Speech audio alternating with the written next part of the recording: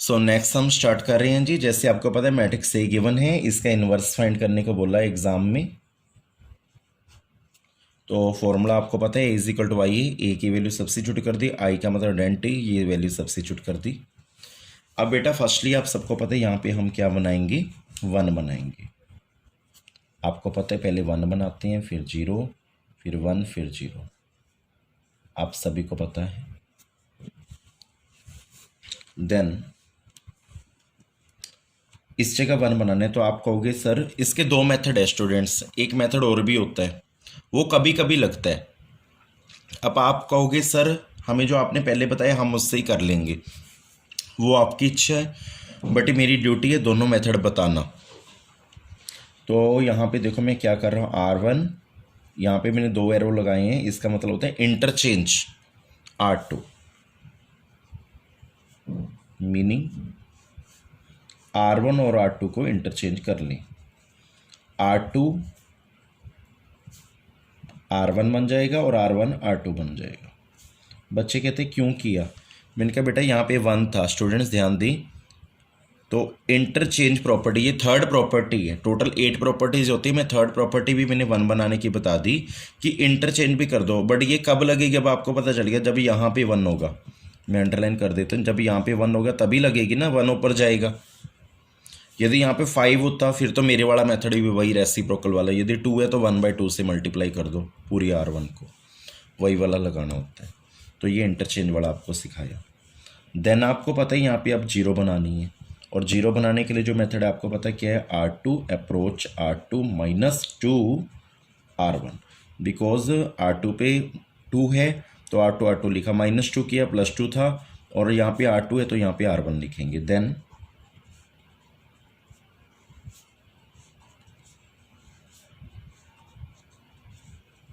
अब यहाँ पे वैल्यूज पुट करेंगे date cell of R1, date cell of R2, date cell of R1 R2, R1 R2, R1 R2, all value substitute in this one. But similar I write first row, because operation जो है R2 पे लग रहा है। R2 की value 2 है, -2 into R1 की value 1 है, 2 - 2 0। देन R2 की वैल्यू 5 है, -2 R1 की वैल्यू 3 है, 5 - 6 -1। देन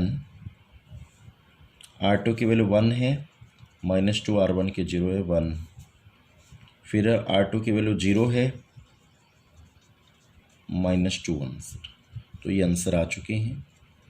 देन यहाँ पे अब 1 बनाएंगे, बिकॉज यहाँ 1 बन गए, यहाँ 0 बन गई, यहाँ पे 1, क्योंकि रो 2 के सेकंड एलिमेंट को 1 बनाते हैं, बट यहाँ पे तो -1 है, तो बड़ा सिंपल है। R2 पे बनाने हैं ना अपने, R2 के सेकंड एलिमेंट को 1 बनाने हैं ना, बट यहाँ पे -1 है तो इसका रेसिप्रोकल कर दो, -1 का रेसिप्रोकल 1/-1, मतलब यदि यहाँ पे 5 होता तो 1/5, 6 होता तो 1/6, -6 होता तो 1/-6। अब -1 है तो आप क्या करोगे, 1/-1। अब आपको पता है फिर दोबारा रो 2 पे ऑपरेशन लग रहा है, इसका मतलब हम R1 को सिमिलर लिख लेंगे। यहाँ पे 1/-1 करोगे, 0 × 1/-1, -1 × 1/-1, 1 इंटू 1/-1, -2 इंटू 1/-1। तो R1 R2 के जो आंसर हैं वो लिख देते हैं जी, 1301। यहाँ पे 0 बन जाएगा, -1 आपस में कैंसिल, ओनली 1 बच गया, यहाँ पे -1 बच गया, यहाँ पे 2 बच गया जी, तो ये हमने लिख दिया। अब आपको खुशी होगी जान के यहाँ पे भी 1 बन चुका है। और लास्ट स्टेप है, यहाँ पे क्या बनानी है, यहाँ पे मैं अंडरलाइन कर रहा हूँ स्टूडेंट, 0। तो 0 बनाने के लिए आपको मेथड पता है, पहले ये चेक करो कौन सी रो में है, R1 में। यहाँ पे R1 लिखो, दोबारा R1 लिखो, प्लस का 3 या -3 लिखो, यहाँ R1 है तो यहाँ पे R2 लिखो।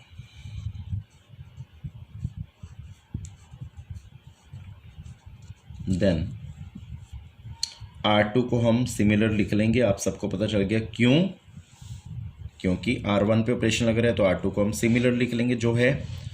बाकी R1 और R2 की date self R1 date self R2, ये R1 और R2 की वैल्यू यहाँ पे पुट करके देख लेना, 1 आएगा, ऑलरेडी मुझे पता है, आप पुट करके देख सकते हो।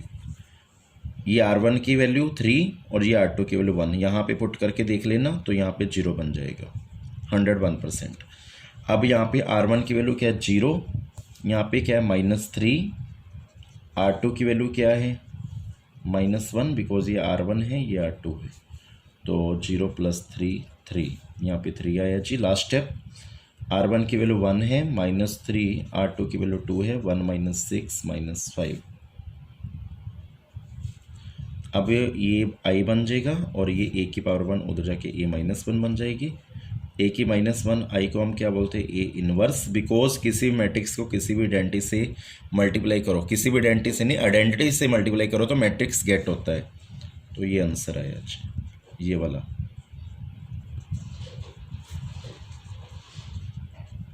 ये पूरा ख्याल रखना है। मैं एक बार मैंने यहाँ पे बोला था आपको कि ये वैल्यू R1 की है, ये वैल्यू R2 की, इसमें पुट कर दो कि खुद पुट कर लेना, फिर भी मैं एक बार पुट करके दिखा देता हूँ। 1 - 3 इंटू R2 की वैल्यू 0 है, 1 - 0 1, तो 1 नहीं लिखा था मैंने। अब लास्ट वाला भी पुट कर देता हूँ।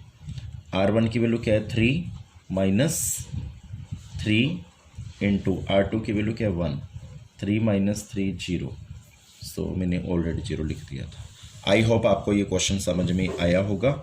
फिर भी कि यदि कोई प्रॉब्लम लगती है, कोई डाउट लगता है तो आप मुझसे पूछ सकते हैं कभी भी। ओके बेटा।